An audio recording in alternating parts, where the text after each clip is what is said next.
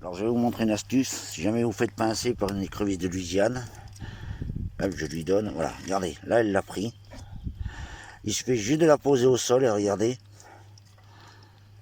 hop, elle lâche. Voilà. Alors voilà les amis, il faut savoir que les écrevisses de Louisiane sont des écrevisses envahissantes. Donc elles ont été importées dans les années 60, 65. Et on ne sait pas comment. Ça arrivait dans nos rivières et voilà. Donc en fait, l'écrevisse de Louisiane a la particularité de manger de tout, absolument de tout. Ça peut être les œufs de poisson, ça peut être des larves, ça peut être des goujons, n'importe quoi. C'est omnivore. Donc, alors ça détruit les berges, ça détruit les cours d'eau, parce qu'on n'a plus de goujons, on n'a plus de truites, on n'a plus rien. Voilà. Donc ici, on voit ma corde de ma balance. Voilà, elle est plus ou moins là, ma balance. J'en ai une autre là-bas. Alors vous avez le droit à 6 balances. Bon, gérez déjà 2 pour commencer, faites comme moi.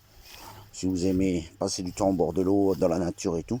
Maintenant, si vous allez vraiment à la pêche aux écrevisses, prenez-en 6. Vous voyez, si vous voulez vraiment attirer le plus d'écrevisses, et en ramener le plus, prenez 6 balances.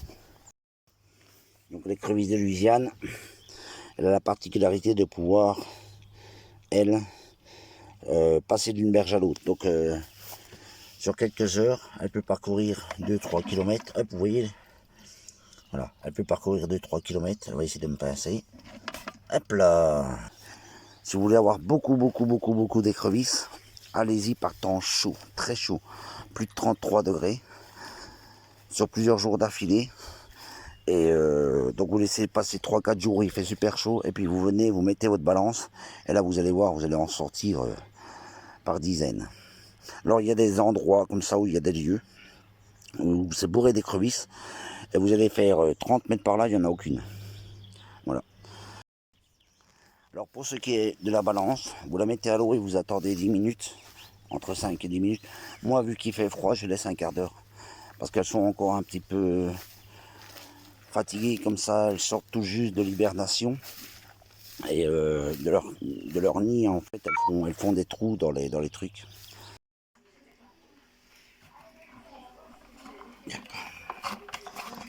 Allez, on va les laver.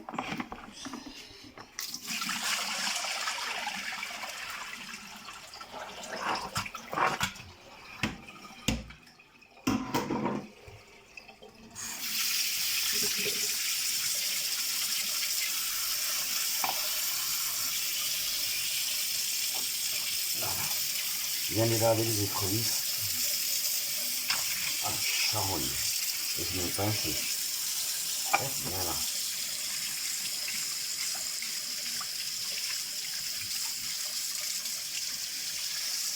Voilà, je viens. Hop, hop, et on fait pareil. Ah, il m'a pincé, la charogne, il m'a fait mal. Ah, c'est la petite qui m'a pincé.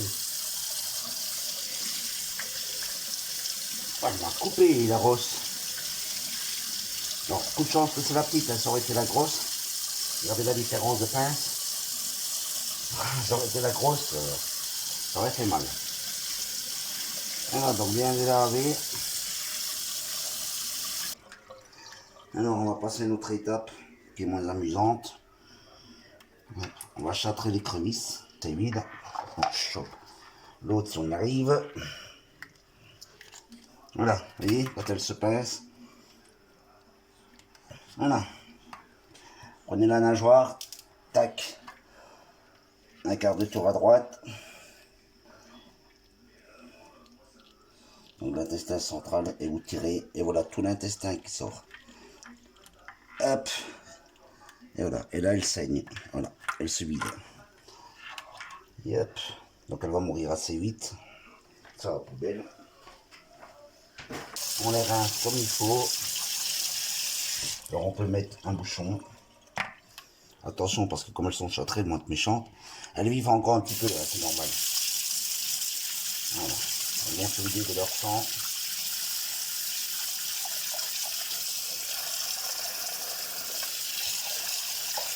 Voilà.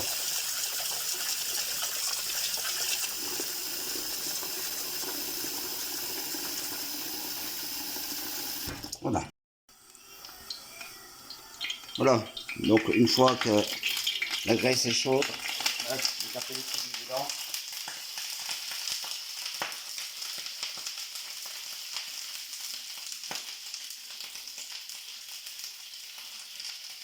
Attention, ça switch.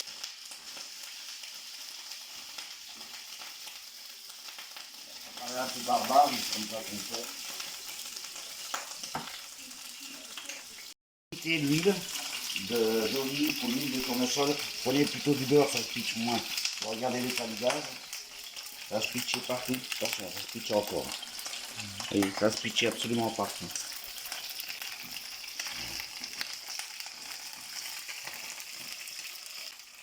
Rapprocher.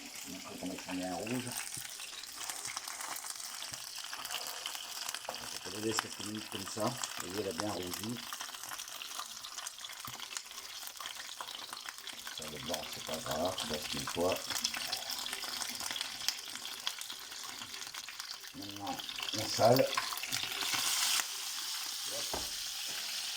On poivre.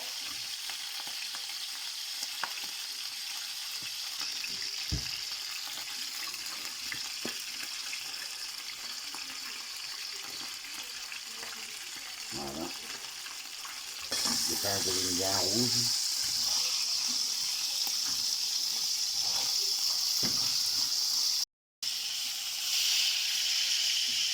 Voilà, donc vous pouvez voir c'est bien rouge partout. Hop. Voilà. Vous prenez votre lien. Alors, n'en mettez pas trop. Donc vous diminuez le gaz pour commencer. Hop. Vous versez un peu de cognac dedans. Pas trop. Voilà. Et là.